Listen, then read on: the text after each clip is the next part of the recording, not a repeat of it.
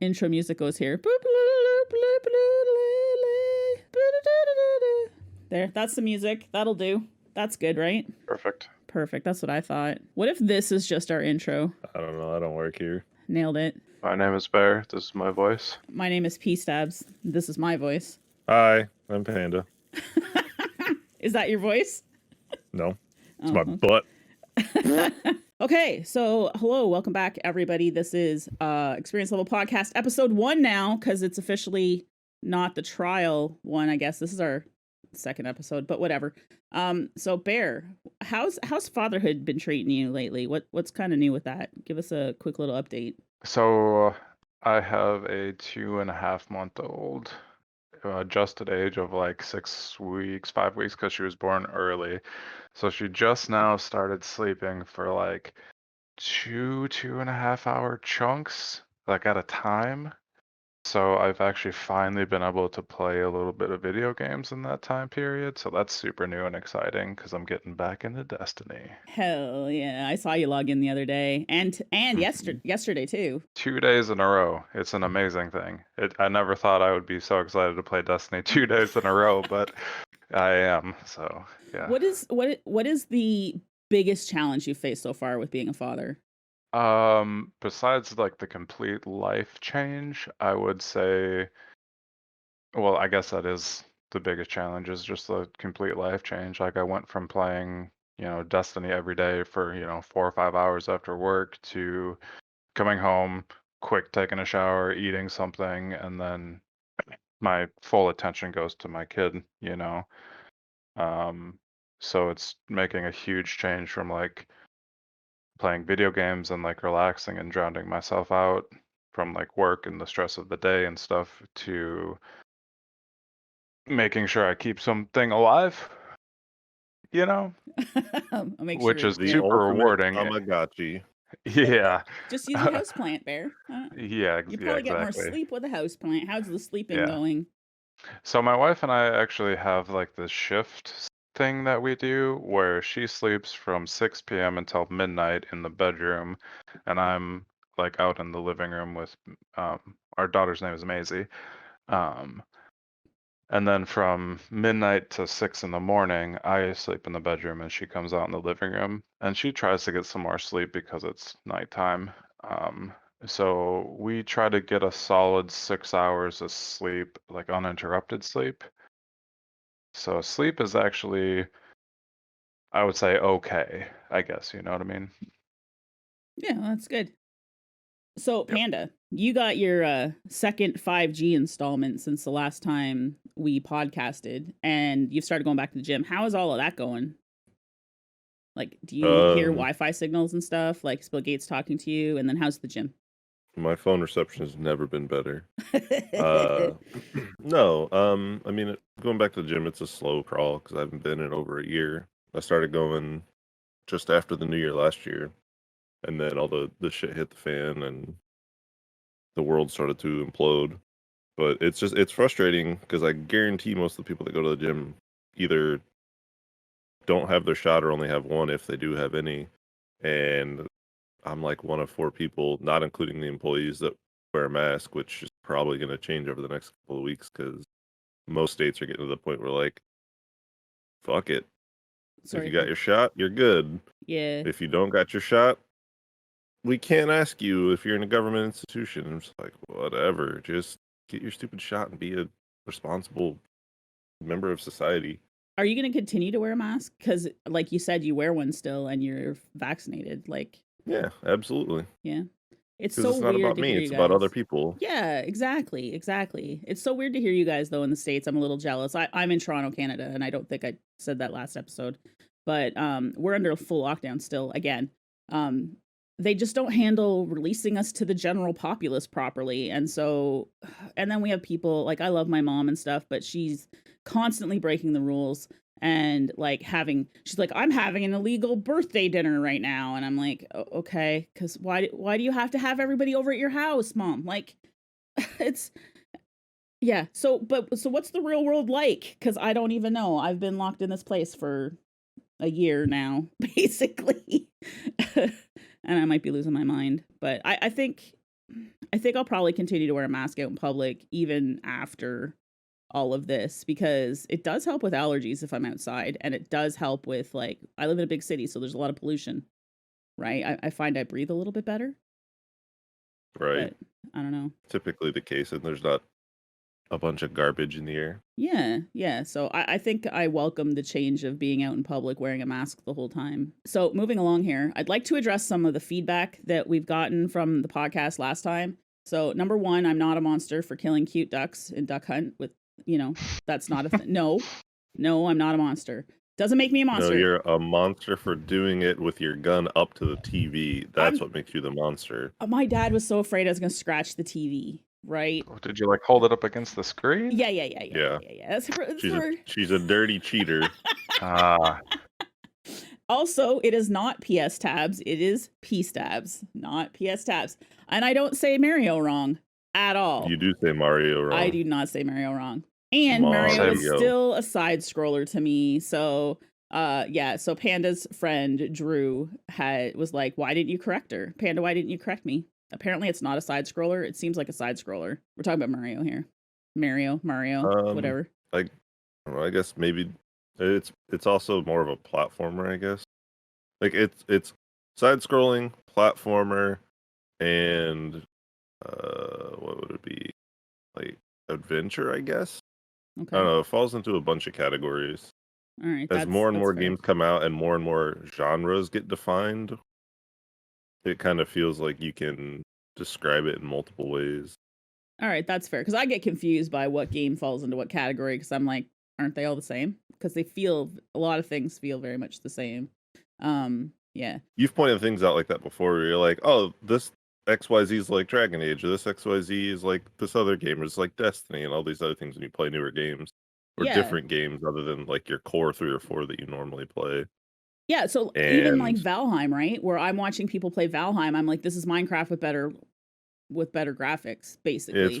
It's Viking Minecraft, yeah. Yeah, because people talk about one of the things that got me, and this is a little bit off topic, but one of the things that got me when I was watching some Valheim stuff and then reading about it on Twitter was how impressed everybody was with the crafting system. They're like, in order for me to make a campfire, I had to make flint. And then I'm like, Minecraft has been doing this for how long? Because you can't do XYZ without these 17 bazillion things, right? It's just interesting to watch.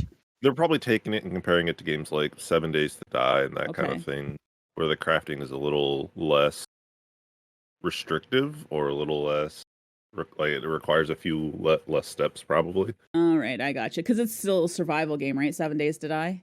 Yeah. And then Valheim feels survivally. It totally is Minecraft to me. Like, it's, yeah. And it's probably because of the crafting system that makes it seem very Minecrafty to me. Is it more adult than Minecraft? Because Minecraft kind of seems more aimed towards children. I would say so, yes. Well, yeah, but I mean, Minecraft caters to kids based on like graphics and all that kind of stuff. There's definitely difficulty in the game. Like before they added creative mode, if kids were playing the game, like, it would still be potentially difficult for them if they didn't have the reflexes or understand concepts or any of that stuff, because it used to be way less user friendly and assistive, I don't have a better word, in crafting or that stuff. Like the book that's in the game now that shows you all the crafting recipes, that didn't exist. You literally had to figure out everything for yourself. Sure. I played Minecraft first on like Xbox, like a couple of years ago or 5 years ago, whatever, how long ago it was. And like they already had that like in the Xbox version. It wasn't like I couldn't put items into like the crafting thing. It was like make this, make that. So I never like had to go through like not knowing, I guess. I've rage quit Minecraft vanilla survival. So I'm an adult and I've gotten so frustrated with it, I've just quit. I've never been to the end. I've never beat the Ender Dragon, even though I wear its head. Thank you, Panda. You're welcome. It's stuck on my girl. And then like I've not been, like the Nether is the most adventurous place that my girl's been, and I'm afraid of the bastions and everything else in there. So yeah, to me, I think Minecraft isn't as easy as people say, but then I watch people like Panda play, and then, he makes it look like it's nothing. So anyway, all right, we have an update to Bear's speedrunning conversation from last time. Update to speedrunning disc gunk is that they are not allowed to use disc copies of the SpongeBob game anymore. They now have to use digital versions to be included in the speedruns. I think that is so fair. Yep, that's what it should be in my opinion. So Yeah, even playing field. Sure. yeah, Yep. I think so too. To me, it's interesting. Like, I didn't see if I didn't do a lot of research into it or anything. I'd be interested to see if there's any kind of outrage from people that are like, this is no longer OG. You know, why do I have to have a digital copy if I already own the disc? I wonder if there'd be any of that drama. But I'm glad that you think it's okay. Yep, I think that's because then it's based on the skill of the player and not the luck of the gunk on the disc. Yeah, I think so. Or all the scratches. Yeah. Yep. We do have a listener question to answer for each of us quickly. So Renee would like to know the following. How would each of you answer this question for beginners? Essential items every PC gamer needs. Also, what's new for the pros? I would say a decent computer with probably, a decent graphics card, I guess. Mouse and keyboard and a monitor is what you need to start playing on PC. What about you, Panda? Lots of snacks. Snacks. I was going to say controller. Just get yourself a controller and a cable and plug it in and you're good. Honestly, a headset that you like that's super comfortable. Yeah. Or like if you like earbuds, get a good set of inline earbuds, a good chair. If you game a lot, you're gonna be sitting there a lot, and your butt gonna be sore if you got a crappy chair. Yeah. Yeah, the chair. And I don't know, keyboard and mouse that you like that fit well in your hands and aren't too clicky clackety ASMR-y. You don't want the mechanical keyboards, Panda? No. I would say that start off with inexpensive peripherals to figure out what it is you like, because you don't want to be afraid of swapping something out. Like if you spend a lot of money on a mouse and then you find that it doesn't work well for you because it's too heavy or it's not heavy enough or the ergonomics of it aren't correct for your hand and how you like to sit, you'll be afraid to replace it. And then that might injure the fact, not only it might injure your actual hand, but like it might dissuade you, I guess, from playing. So I think that start inexpensive as much as possible, like in the peripherals, like Panda and Bear said, and then go forward from there with figure out even if you want to money. play on PC. Yeah, you know, because maybe my joke about the controller is a good thing. Maybe you want to be a console player.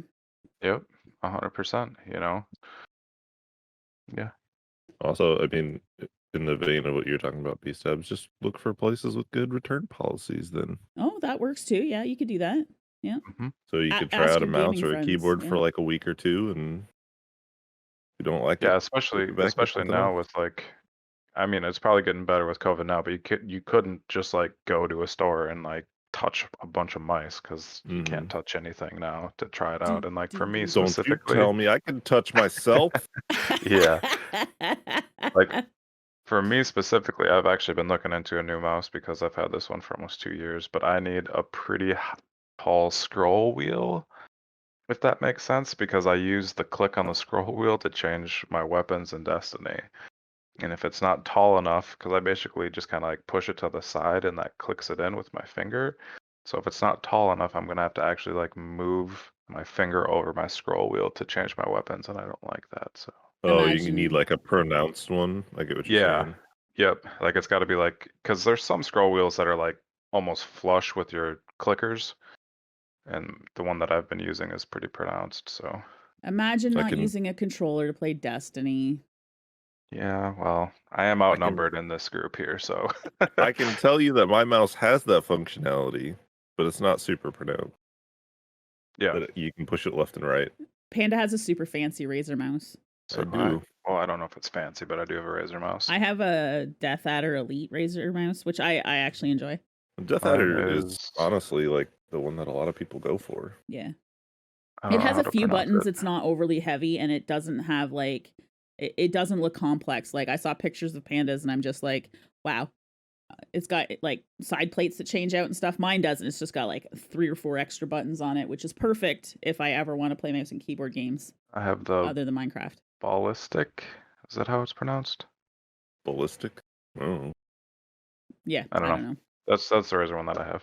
Anyways. All right, that should answer Renee's question. Bear. That's my mom, by the way. Shout out to Bear's mom for being our listener and putting Yo, comments on shout YouTube out. channels. What'd you say, Panda?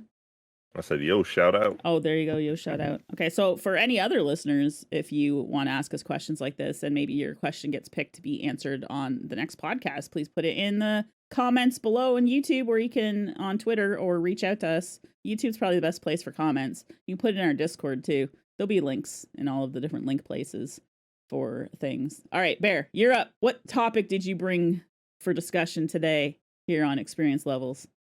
So, with being a new parent, I've tried to cure that like gaming necessity that I have because I've been gaming for so long. So I've tried to do a bunch of mobile games, but I don't want to pay for them for some reason because $2 is too expensive for a mobile game. So I get the free version of all these games, and there's like thousands of ads. Okay. Like that's how they're free. And it got me to thinking, and it's not necessarily a topic, but like a thought that I had, and I was curious what you guys would think. What if a game like Destiny had an option to have you watch ads for like Bright Dust? Would you do that? But not required to do, but like as an option. Would you do that? Yes or no, and kind of why? What are your thoughts on that? So my only question is, does the game regularly show you ads at the same time then? Or is it all completely optional based on your... In one of the games, it's completely optional, and I get like ×2 progress. But in most of the other games, it's like after the 5th level or whatever, like every 5 levels, I get an ad. Yeah. So if it's one of those where like so for one, if they were putting advertisements in the game, I'd never play the game again. But if they put strictly optional ads, I'd probably do it in my free time. Like if I'm watching an actual TV show, I would probably have it up and just constantly farm Bright Dust that way, depending on what the gains are. If it's like 2 Bright Dust though, it wouldn't be worth it, and I wouldn't do it. Yeah. Sure. What if it was a requirement that like, I mean, yeah, you can set up macros or whatever, but you had to like click an option at the end of an ad, so they, made sure that you weren't just like pushing play and walking away, I guess. Would you still do that? I would set up a macro. Okay. Just like you said. That's fair. I would if I could play like say Minecraft or watch streams or something with that going in the background, or if I'm at work or something, like doing work on my other monitor, if I could like just click every once in a while for it, then I would do it. But basically I wouldn't want to have to go play the game and then come out, say, to space and get some ads or mini games or whatever to play for Bright Dust, because the gain on it would have to be better than my gain when I'm actually playing Crucible, because I usually farm up my Bright Dust through Crucible, doing repeatable bounties there, because one, I mostly enjoy Crucible. As much as I complain about it, I mostly enjoy it. So yeah, it would have to have it, like Panda said, it couldn't be for like something boring like 2 or low for like 2, but I don't know. Or super long ads too. Yeah, they could be super long. Like I'd have to be able to do it while I'm doing other things, as opposed to my main focus being in the game. And how would that impact, like, okay, we're doing day 1 raid. Sorry, guys, I got to farm up some Bright Dust. I got this great offer come through for like 50 Bright Dust if I do these 7 things. I'll be right back. Like, I don't know. But then Destiny doesn't have ads in game like a lot of games I've seen have. Like, I've seen where there's product placements, and I've seen where there's like billboarded ads, like within a video game itself, and Destiny doesn't have those things. Yeah, I thought that was kind of an interesting thought. I was like, I don't know, ads are acceptable in mobile games, but not acceptable in like games. I think ads are acceptable in mobile, period, and they're not acceptable on PC. Like, yeah, I have ad blockers. I don't put up with that. I don't put up that shit on Twitter at all. And yet, if I'm on my phone, I'll scroll through like 17 promoted posts looking at my feed. But if they come up on my PC, I don't want to see that. block. It's so, Mhm. but it's weird that the culture is different. Like, or not the culture, but the, what's the word? Level of acceptance for it, Yeah, I guess. thank you, Panda. This is why you're friends with me, because I need you to fill in my words. Yeah, the level of acceptance for mobile ads or the tolerance level is a lot higher than it is on PC. It's interesting to me that happens as a thing. So, would you I do it, mean, Bear? Oh, sorry, Panda, I cut I, you off. I was just gonna say it's just like when you watch live TV versus on demand Oh, programs. yeah, I'll sit through a commercial if it's live TV. I am not putting up with commercials while I'm watching YouTube or something. Like, no, Like let's while you're skip trying to that. watch Netflix or Hulu or something like that. You're Yeah. like, hell yeah, no ads, or Hulu, yeah, specifically because Hulu does ads on some stuff still. I don't have Hulu. We have Crave TV, which ports over to Hulu or takes Hulu content and puts it through Canada. So it's similar, but Gotcha. not quite the same. It's not actual Hulu because we also get HBO through that way too. Nice. Yeah. So what do you think I there then? What's your opinion on that? I would watch ads. I would do that, I Okay. think. But I would want a pretty big reward, I guess, for doing it. And then if they decided to do that or a game decided to do that, I think that should be their main way of monetizing the game. So I would want like less Eververse stuff. So there'd have to be like a trade-off, I think. Bear doesn't like Eververse stuff, Panda. That's what I was gonna say is honestly, that suggestion is going to bring out the pitchforks for people that already have issues with Eververse. Because Yep. in all honesty, I don't think that the Eververse would change if they did ads like that. Yep. Then Yeah. I would be Because against ads for sure. And obviously this is hypothetical. Nobody Of go course. like Yeah, no, this wasn't a pitchforks disclaimer. and There was nobody get torches. on the Bungie forums and suggest Yeah. this either. We heard on a Yeah, no. podcast. We have This was 100 Bear's idea, subscribers don't on you YouTube, steal it. so we're popular now. But we saw on a podcast. Yeah, don't steal Bear's idea. Yeah, we Yeah. saw with our ears Yeah, on a well, podcast. there is a video that goes up on YouTube. We have Yes, 102 views on our YouTube from last episode. lines which is around our cool. images. That's true. It is just lines around our images, but it's not fancy. What can I say? All right, Panda, you're up, Yo. sir. What do you want to talk about today? I've got, I don't know, 2 ideas, but Okay. I think one of them might be yours, so I'm not going to talk about that one. Okay. But the crossplay beta comes to Destiny next week, and Ooh, or this week technically, and I'm super stoked about it. are you? I wish that there was more to it, but I understand that they're just trying to dig up the background data behind it. Yeah, did they call it a beta or an alpha? It's a beta. It's a beta. Okay. Mm-hmm. Yeah, they had the alpha when they accidentally allowed it in game at the beginning of the season. Yeah. For people that don't know about Destiny, they released a new season May 11th, and crossplay was enabled by accident For a handful of people. For a handful of people. Well, they did say they'd be alpha testing it this season, so maybe that was their quote unquote alpha test, but it was presented as a bug, and they said they were going to turn it off, which they did. So, what are you most excited for about crossplay then, Panda?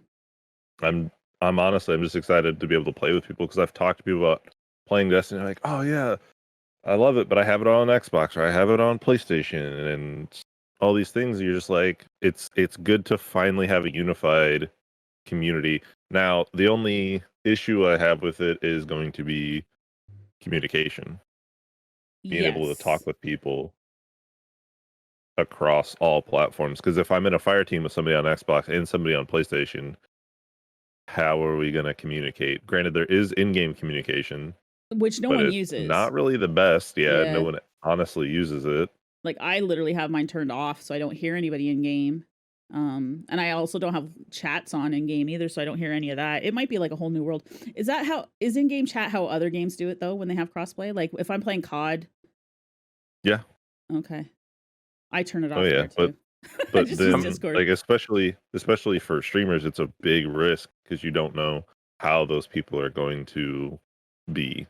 Yeah, for streaming on crossplay, I don't think it'd be an issue at all. You'd throw them in your Discord. You know what I mean? If they're not randoms. Yeah, right. But I mean, if somebody doesn't have Discord or they don't have a good way to communicate through their phone, like the audio quality is going to be garbage. Yeah. Well, isn't Discord on PlayStation now? It will be Or it will be. at So I'm curious if. the beginning of next year. Oh, well, that's Well, it's still that's a ways six, away, but 6 months or I so, was but trying to that'll remember go. the article, Yeah. but they said beginning of 2022 is when I think the beta starts, maybe. But that's the projected timeline is beginning of next year sometime. because I mean, if I could be on my phone right now instead of my PC, and we could still communicate like this, right? Mm-hmm. Yeah. So I'm curious if that'll be like that with PlayStation, and then eventually Xbox, I would assume. Yeah, I fucking hope so. Possibly with Xbox. It would be good. Yeah, I like Discord a lot. Because essentially Discord could be like the cross-platform communication then, just like cross-platform games. You would hope so, but I wonder how difficult it would be for them to integrate that into their pre-existing systems, since they both companies have their own in-house party chat. Yeah. Mm-hmm. Which I find Xbox is a little bit easier to use over PlayStation's for party chat, to be honest. Not that I have a lot of experience with either of them. Yeah, it took me a little while to figure out PlayStation, Yeah. but I played a few times on there with Chico. Yeah, so next week it's next week, right? So we're not able to pick our friends. Like we can't just send our friend on PlayStation a Right. invite. It's just going to be in the playlist. They got to get data for it, like how the connection speeds and all of that stuff go. So it'll be interesting though for the random matchmaking. I think will be fun. So then, speaking of crossplay, I have a question for you or Bear. Yeah, both you guys then. Okay, fuck Bear. You don't get the question. No. He also gets the question. I've reneged on this. It's Bear's question as well. So for both bears, Panda Bear and BreakdownBear. And Bear. Yeah, Bear. With crossplay, Destiny Bungie have already said that if you're on console and you're with a PC player, you will be put into PC lobbies for PvP. That they are saying that there is still a console. So if you're only with console players, you're going to be in a console lobby. Do you think it's fair that they have the lobby split, or should it just be general population like other games are, or an opt-in like Sea of Thieves has an opt-in? I wish there was. I think they should do an opt-in, because I don't think you should force people that have been playing on console and are familiar with playing against console players to play against cracked out gamer sugar snorting 12-year-olds who are going to drop 80 bombs on a lobby of console players, because FOV plays a big factor in a lot of it in terms of being able to react, and then mouse and keyboard for aim. So I don't think it should be forced, but it should be optional for sure. But if they're like only console, they'll play with only console, right? Yeah. Yes. There's separate lobbies. It's PC versus console lobbies. So and only when they mix with a PC player do they get put into PC lobbies. Yeah, so I think that's fair then, I guess. Because like if you're playing with PC, you know that you're gonna play with other people in PC. So because a PC player can't just like join a console group, right? No, they can't. Like, so say we're in a fire team and I'm on console and you two are on PC. I play in your lobbies, right? You wouldn't be playing in my lobbies even if you joined on me, right? It would put me into yours. So that's kind of how it works. So if Panda's a PC player and you and I are on console, he joins us, we're in his lobby. Okay, question. Is there 3 groups of lobbies then? Is there console only, PC only, and then the mix? No. Yeah. Well, so the mix will go to PC. The mix is PC. So PC will always have console players. Yes. If they're paired up with PC players, yes. Yeah. Interesting. I wonder why they would have that. Why they'd move console players to PC if they're partied with PC players? No, why they wouldn't have like the third group of like, this is your mixed group. So these are only PC players, these are only console players, and then here's the mixed group. I'm curious if that population just wouldn't be big enough. Probably. Yeah. Probably wouldn't have a big population, but also at the same time, the console players are already going to be playing against PC players at that point. Yeah. Anyway, so it doesn't hurt it to have them be in with just the whole PC population, in my opinion. Sure. I mean, unless you just want to play against PC players. Yeah, so that would be the question. If I'm on console and I'm cracked on console and I just want to solo queue in in the PC lobbies, I can't opt in. They're not going to let you opt in. Yeah, which I Yeah. think is fine. Yeah. So my question then, or my feeling on this is, I think I'm okay with them splitting the lobbies like that. My question is, how do I feel about, and how do you guys feel about, there's been a lot of top Destiny PvP players who have moved from PC to play specifically on console. They say it's so there's not as many cheaters, but then they're dropping, they're shitting on the console noobs is essentially what's happening over there. So, they're going and getting themselves consoles and they're cross saving over. I kind of, I don't know, it kind of leaves a little bit of a bad taste in my mouth because, I think they're going over to where it's easier so that they can feel good about themselves again. But I don't think anything with the crossplay is going to prevent that from happening. Well, no, because if they're playing on console, they can just stay in continue the console to play things. against Yeah. console. I was kind of hoping it would, and then as I'm talking, I'm like, you know what? It's not going to fix anything. Convinced myself of it. Yeah, So, until they force all the populations to play against each other, they'll still continue to profit off of playing on next gen consoles with all the same FOV that they're used to and load speeds and all that stuff. But Do you against know? those are also very small populations right now because if you play on a Series X or a PlayStation 5, you only play against those people unless you have somebody from prior generation in your fire team. So Do you guys know if you can plug a mouse and keyboard into console? Yes, absolutely. you can. Okay. Is that what they're doing? In some cases, yes. Some people, yeah. I knew somebody who played Fortnite that way, so that they would only be matched up against console lobbies. Didn't Fortnite put some sort of sensor on there that let you know what they were playing with, though? They integrated something that was able to detect a mouse and keyboard plugged in. Yeah. You had to use like a third-party peripheral to make it work. But then I think the consoles added keyboard and mouse accessibility, so that I think it messed it all up for a little while. It might be able to do it now, but I know for a while because you had to buy just like this third-party adapters to make mouse and keyboard work. Because I think if you're playing mouse and keyboard on console, you should be paired up with PC then. I agree, think so but too. that's why people did it. Input device. Yep. Yeah. Yep. Because that's just, I don't know, finding a loophole to exploit, I guess. Shit on the noobs. Yeah. Although, because for me, there was Bear's heard the story before, but I'll talk it again for our podcast listeners here. When around the time my father died, I took my Xbox to my mom's house and I played with Panda a few nights. Thank you, Panda, for that still, by the way. It was a much needed hangout time during a very tough time in my life. But anyway, we had Cross Save had just come out and I brought my Xbox. And I remember I sent him a Snapchat with my results of one of my PvP games. And I was like, we need to cross save over to Xbox. You need to play on Xbox. I'm like, these guys don't know how to jump. I was like doing really, really, really well. Like surprisingly well because of the practice that I'd had playing on PC with my controller. And we did play really good, but it didn't take me long before I got so lazy and so complacent over there that I was bottom fragging again. Right. But it was incredible the change coming from, playing against all these like incredible movement people to console. So I wouldn't say that everybody on console sucks, but it's a whole new world over there.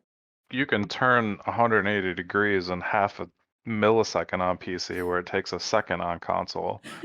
So yeah, you're on controller. Yeah, when you're on controller, you're like controller turns. Yeah, that's what I mean. Yeah, you barely look over your shoulder, and they've done like 480 no scopes on you. Yeah. Yep. All right. So that's all for your topic, Panda? Yeah. Talking about the beta and what it means for the game and hopefulness with the next season. Yeah, I'm looking forward to it. I think it'll be fun. We have a list of people apparently between your community and mine that are like, I need to play Destiny with Panda and pStabs. So we'll be busy, I guess, you and I. I suppose so. Suppose so, playing with people. They might regret it when they get playing with us. Anyway, my topic for today, we're going to talk about hot tubs and streamers. Was that what you thought it was going to be, Panda? That was one of the two things that I thought you might be talking about. Yeah. So every once in a while, every day, it seems, this comes up on Twitch. The current meta for Twitch in just chatting is hot tub streams. So Twitch has some rules about attire and what people can wear and what they can't wear. And basically, there's a lot of like, you can show a lot of cleavage, but you can't show under boob and side boob and like midriffs and like certain places on your body. They have it listed in their terms. So what you're allowed to do, though, you can't wear underwear, like bra and underwear kind of thing, lingerie, but you can wear bikinis and swimsuits if you're in a setting where it's contextual. So if you're at a beach, by a swimming pool, in a hot tub.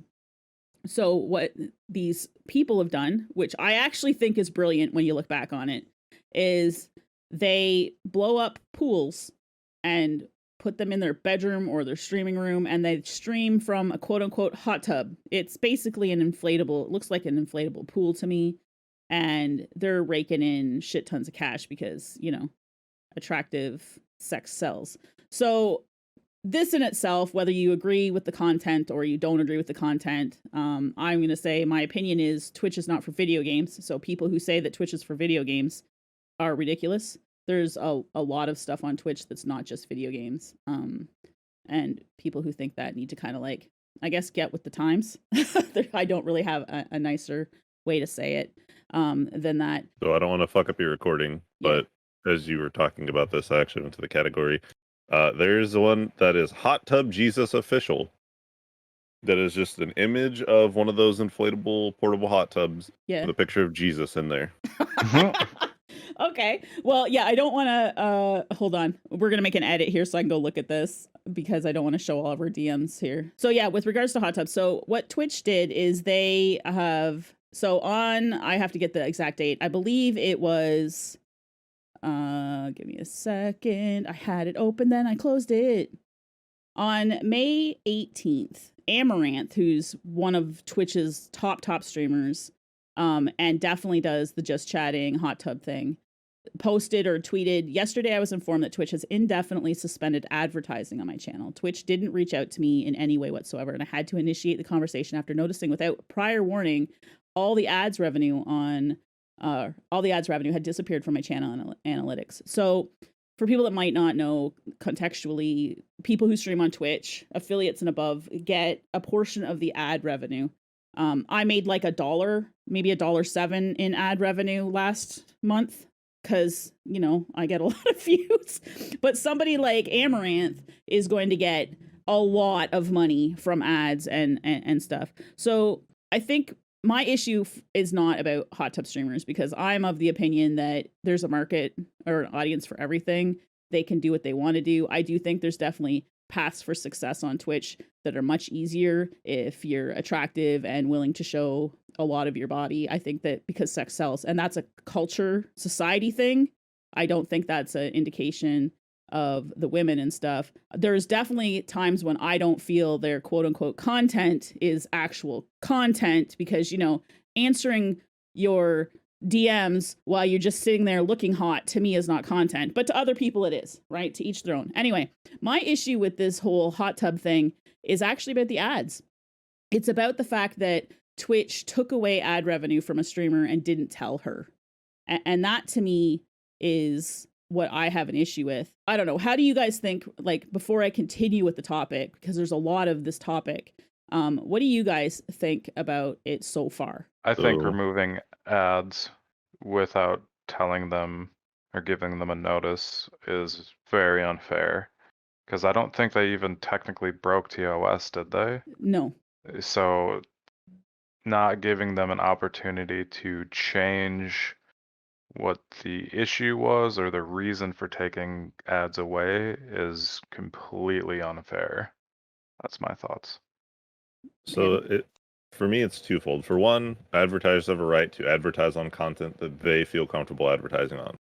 So The advertiser doesn't want their ads to be in a category where there's hot tubs, which is why they made its own separate one. Like they don't want it to be seen in just chatting on a hot tub stream, which is why they made that so that they're forced to be over in column B instead of column A for their content. An advertiser has that right if they don't want their ads to be shown on that person. Now Twitch is going through what YouTube went through like 5 years ago with the adpocalypse, when they were just pulling ads without saying anything. Like YouTube has already gone through this. Yep. People not realizing that Twitch is now going through their own version are just ignorant to what YouTube went through 5 years ago. Exactly. And they should be expecting it. They should, like, because it boils down to the same thing with like DMCA right now. YouTube already dealt with that. Twitch is now dealing with it. So if you can't read between the lines and see that there's going to be similarities in the future, that's kind of on you, in my opinion, because we all know Twitch is not the best at communication.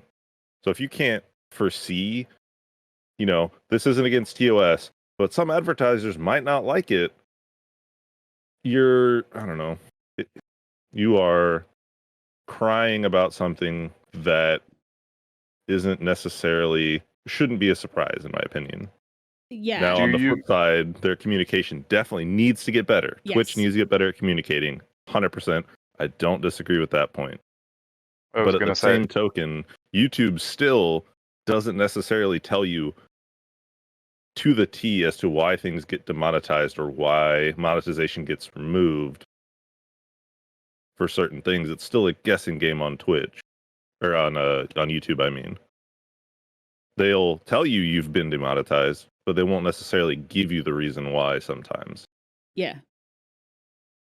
So I would hope that Twitch could learn from YouTube and like the whole backlash that YouTube got over that and be better. That would be my expectation. I don't stream on Twitch and I don't know the communication and stuff like that, but I would hope that like seeing something similar already, Twitch would learn from that and I don't know, try to be better than that, I guess. I don't know. I don't know if this is me playing devil's advocate or just me from a like business analytical look, but you look at YouTube, they've continued to prosper, they've continued to grow.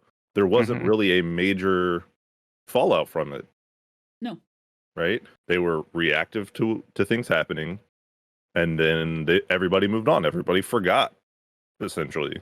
Yeah, it becomes a new norm Super of fair. like in your content creation, right? Where there's words that you're not allowed to say or you're going to risk being demonetized. There's topics that, Philly D talks about this all the time. He's like, we're going to get suppressed because of the topic of this video, but we're still going to put it out. Please make sure you do the whole sharing thing. Because they're a business and they have to protect themselves. So with along this, so when we're talking about Twitch trying to learn from YouTube, and I believe they're trying to, and I'm not trying to be like Twitch sympathetic or anything like that, because the platform definitely has problems with it. But on March 9th, there was a tweet that was posted that shows some of the API. So somebody was digging through the Twitch code, and I have a kitty on my desk now blocking my screen. And they're actually implementing so some of the keywords in this is comments say a rating that the streamer, so there's a brand safety streamer property now. And this says a rating of the streamer performed by Twitch affiliated reviewer. So Twitch is going in and hand rating content creators based on their brand safety, right? So there's a score for content creators now. Then there's also one that shows, or a parameter that shows the streamer's relationship with Twitch and whether or not they've ever been suspended, the reason why, whether they're partner. So basically YouTube already has brand safety scores. Twitch streamers are now getting brand safety scores. So when Amaranth is considered by the advertisers to be a brand risk, right, Twitch is going to have to take action. So what Panda highlighted or mentioned very quickly is Twitch did put a separate category in for hot tubs and beaches and whatever, so people can stream there. That means advertisers can now say, here's my ad, don't run it in that category, don't run it in this category. Right. So, but how do you prevent streamers who stream with the wrong categories is now the next challenge. But I think that Twitch is trying to learn from YouTube, but it's going to have to be a reactive thing. I think that they were wrong in not telling Amaranth ahead of time that she was going to be losing all of the ad revenue, especially for people who do this full time. I think that's the part that's shitty about it. I don't partake in her content, and I can't see that I ever will. Am I a little jealous? Yeah, I'm sure. I'm sure if I was look different than I do now, although I still wouldn't. But we had a conversation on my stream yesterday, as to what is considered sexually suggestive content. And I kind of like how Twitch wrote in their blog about it. They said that they're like sexually suggestive content and where to draw the line is an area that is particularly complex to assess, as sexual suggestiveness is a spectrum that involves some degree of personal interpretation. And that was the point that this is before our day one raid stuff started, where we were just chatting a little bit on my stream. There was some discussion about what the personal interpretation is, where one person kept saying over and over, no, it's specifically this, it's very sexual. And I'm like, but I don't find it overtly sexual, right? Because it is a spectrum. So I think that by Twitch putting stuff like that in its own category, I think that that's a big step. I'm interested to see where it goes from here. One of the things that they did say too, in the same paragraph, is they said, we will always aim to avoid being overly punitive based on assumptions when we have taken enforcement action on this content. We've only done so in the case of clear violation. To make the lines between what we consider too overtly or explicitly sexually suggestive more clear, our team is planning to update policies on sexually suggestive content in the coming months. So hopefully they're going to give us some more information on that. They've already said, like, you can't point your camera directly at your boobs, but if you go to the just chatting sections, you're going to find just boobs. Like that. So people still get away with it because Twitch is inconsistent with its communication, and they're also inconsistent with its punishments, right? One other key thing I want to pull out from their blog before we move on is they did say that their intention with the sexually suggestive policy was to draw the line on content that is overtly or explicitly sexually suggestive, not to ban all content that could be viewed as sexually suggestive, but we acknowledge that our rules are not as clear as they could be. Prohibiting every form of content that could be interpreted as suggestive would also result in far more restrictions on video games, premium content that we currently allow, especially considering the ways female characters are sometimes objectified or presented in a sexualized manner. That, to me, is exceptionally key, and people aren't reading it and they're not looking at it, right? Where it says, especially considering the ways that female characters are sometimes objectified or presented in sexualized manners. And if we look through a lot of the games, like let's look at what's going on with the Resident Evil game, and they've got that really super tall woman, right? And everybody's making the she can step on me jokes. That would she was in a full body length dress with no cleavage or anything shown, and people are just like, step on me, mommy. Yeah. And that's the thing where it's objectified, right? It has nothing to do with what she's wearing. It's how, or anything to do with the character. It's how the community is objectifying that character. That could be considered brand risk, right? So the implications of this are way bigger than a girl sitting on a banana floaty in a blown up pool in her like apartment, right? It's a lot bigger, and I'm interested to see where it's going to go. I would be considered brand risk because I swear too much. So I don't expect that I'm going to have a lot of like, I don't think I would continually have a good rating because of the amount of cursing that I do on my stream. But I don't know. Want to go family friendly, Panda? How's the Panda stream going to be family friendly? Hell no. Same. I'm okay with having a yellow card if I can be me and not be totally family friendly the whole time. So. Well, it's also not like either of us stream and cuss without our channels being at 18 and up mode. That's true. Right? Yep. We have our channel specifically flagged, and granted that also makes us a brand risk and all that stuff, and probably still have a yellow card. But at least we are saying, hey, we play games that are rated M for mature. Yep. And B, curse like a sailor. Yeah. So view at your own risk. Yeah. But we're not terrible people. We just don't say acceptable words in society's eyes. We're not family friendly, essentially, right? So yeah, and there would definitely be I think that there would definitely be advertisers that wouldn't be okay with advertising on our channels. And I'm okay with that, right? I'm perfectly okay with it. But one of the problems that Twitch has right now with their advertising is the fact that they can't really direct it properly. So there's this one person's tweet that I saw. They said that they're a family friendly streamer and they had vibrator ads being run on their channel. Jeez. Right?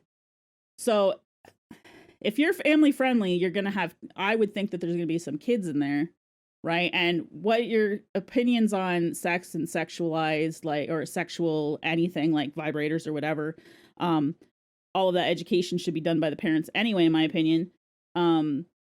Whatever your opinions are on that, Twitch needs to be able to, they need to be able to target their ads. Yeah, right? the streamer should have some say so. Just Yeah. like the advertisers can say whether or not they want their stuff on certain content. The streamer should also be able to say, I don't want these ads on my stream. Yeah, and I think that actually would be, and I'm not in YouTube's partner program, so I don't know if YouTube has the ability to do that. If you're a content creator on YouTube, if you have the ability to say, I don't want, adult themed ads. I don't want vibrator ads on my channel. I don't know if YouTube can do that, but I think for Twitch, I think that would be a really good step, because then the creator could, these are like the 7 things that I'm okay with advertising. Makeup. And it to be not like brand specific, but yeah, like categories broad like makeup topics. Yeah. Like makeup, beverages, food items, you know what I mean? Like these are the kind of things that can run on my channel. And then the advertisers will be like, okay, we'll take all of these yellow cards that haven't been banned, so 18 plus, that haven't been banned in X number of days, that, you know what I mean? And whatever metrics that they want. Kind of like the emote upload thing, where like you and I both have instant access to upload emotes and get approved because we're in good standing. Yes. Exactly. And I think that actually would be a very, very good way to handle advertising on Twitch. And then when you're not in good standing, then things have to be manually approved, right? So, yeah, I think that you solved the world, Panda. There we go. I'm smart. I was here. You were here. Bear, did you also solve the world? Well, you're not a streamer, but how do you feel about ads when you go to channels? I don't like watching ads, period. So. But you'll play them for Bright Dust and Destiny. Hey, and that's progress in your phone games. Yep. Yes. Yeah. I mean, I'm getting a reward for being brainwashed into buying. Who do we want to sponsor us? Rockstar energy drinks. Yeah. Oh, is that who we're? Or Coinbase is an advertisement I see a lot on my phone. Oh yeah, I see a ton of that too. Also, fun fact for those the level games that you play that get ads, if you turn on airplane mode before you launch the game, typically you won't get ads. Yeah, but then do we still get like texts and internet and all that and stuff, or? No, I mean you gotta turn it on every like 10 minutes or so. There's a give and a take in this world, Bear. You can't have it all, sir. So actually, I did find, so I like the game cribbage because I'm northern and cribbage is a thing up there. He's from I have Texas. a cribbage game. Yeah, I didn't know Texas was in the northern part of the U.S. That's weird. Viewers and listeners, he's in Texas. I live in Texas. I am from Minnesota. Therefore, you're from Texas. No. Anyways, gonna finish my thought before I have to go because I have a child I can hear crying. Wow, you're just rubbing it in that we don't have kids. Tamagotchi. No, if you turn the data usage off on some games and turn your Wi-Fi off, you can play without ads. That was my tips and tricks for the cribbage game that I play. There you go. All right. Yep. There you go. We have like 3 minutes officially. Do you guys have anything else you want to throw in here? How'd you guys do day 1 yesterday, by the way? I don't think you let them know. Yeah, we were world's first. What do you mean? No. Awesome. We made it to the second to last encounter. Yeah. So we made it through the Gorgon Maze to Gatekeepers. Cool. I got 2 fate bringers. That's exciting for me. One doesn't totally suck. The other one does. That's and hand cannon, right? yeah, and it doesn't have hand cannon that usually has Firefly on it, so I'm gonna have to farm it for the role that I want on it, of course, but we'll do that with the VOG team. Can I just say, Destiny 1 pStabs, that is not even a jumping puzzle. I had never done the jumping puzzle by myself before. It's a falling onto disappearing platforms thing, which there's normal, everyday, out in the world lost sectors that are harder. So I don't know what was wrong with pStabs, Destiny 1 pStabs, but man, was I disappointed. Well, I did it, and I'm just like, what is wrong with Afraid me? of that? I died for like ever there, like a half an hour that I would just repeatedly die, right? Like literally had to hand the controller over to somebody else to do that part for me, and it wasn't even challenging. Like, now we'll see what happens when I get on the Titan, but it was. I'm embarrassed for D1 me. Well, Titans are the best, so you'll be fine. No, Warlock. I am looking forward to, maybe we'll finish it up today though. At least the initial run through the raid over on the Panda stream at twitch.tv/Juan_sad_panda. Today is relative. It's actually Sunday, May 23rd. He might not be live if you go there, but follow him anyway. Follow pStabs too. No. Yeah. TTV, BTW, smile. Yeah, exactly. Yeah. Yep, All right. follow pStabs. Yeah, It's not and pStabs. I don't stream, but I have a Twitter, so I can plug myself too. Follow me on Twitter. Yeah, follow Bear on Twitter. I tweet probably too much. I tweet enough that that Twitter's like, hey, this thing you posted might be spam, and they only sent it out they literally only sent it out to 12 people after like 6 hours. So I'm like, I got suppressed hard. Right. Well, quit being a bot. Jesus, I liked too many things that day, put too many. Yeah, I gotta not be so there's a fine line with Twitter before you get shadow banned, that's for sure. That's for sure. The only thing I tweeted in the last like 3 weeks was the video of me deleting my hunter. Yeah, you replied to a couple people because you replied on my tweet. Yeah, that's not really tweeting in my opinion. Is That's it just not? replying to people. Oh, okay. Anyway, guys, thank you very much for hanging out today for our podcast. We're gonna wrap it up because it's time. I think Bear has to go. But I'll join us. We're gonna try and do these a little bit more frequently. We're blaming Bear for the big gap because he had a baby and stuff, and I suppose that's acceptable. But since he can play Destiny a couple times a week now, we're gonna try and do podcasts more. It'd be wonderful. So I look forward to our next one. Thank you guys very much for being here. And to everybody who's listening, thank you very much for the support that you showed episode 0. And we hopefully will keep it going. We are currently on YouTube and on Spotify.